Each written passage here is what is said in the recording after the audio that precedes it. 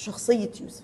مشكلة يوسف إن هو كان شايف إن اللي بيحصل معاه طبيعي، هو اصلا ما كانش مدرك ان ده اذى او ان ده تحرش. خدوا بالكم لما دخلت اللي هي زوجة باباه اللي اسمها نيلي، لما دخلت الغرفه وشافت لمسات مش طبيعيه او القعده مش مظبوطه، في حاجه غلط من الشخص ده معاه، الولد وقف متنح ومبرق. راجعوا المشهد كده، لا مبرق. بصوا هو شايف انه هي بتزعق ليه، هو ايه اللي حصل غلط؟ هو ده مش طبيعي؟ ده مش بس يوسف يا جماعه اللي عنده تعلق غير امن، ده كمان باباه. شخصيه باباه دي عليها علامات جامده جدا، وبيعبر للاسف عن جزء كبير من الاباء موجود. فكره الاب اللي هو اصلا عنده مشاكل لهياء مخلياه غير صالح لانه يشبع احتياجات ابنه، ومش مركز لها ولا فاضلها. منظره وهو منهار وبيقول ده انا كنت بوديهوله بايديا، هو ما كانش قادر يلاحظ لان هو ما كانش مركز وما كانش فاضي وما كانش شايف احتياجات ابنه. للاسف المتحرش لانه قريب جدا من الاسره، هو لعب على اخطاء الاب ده. الاب ده متجوز ومطلق ومصاحب، ان شاء الله 3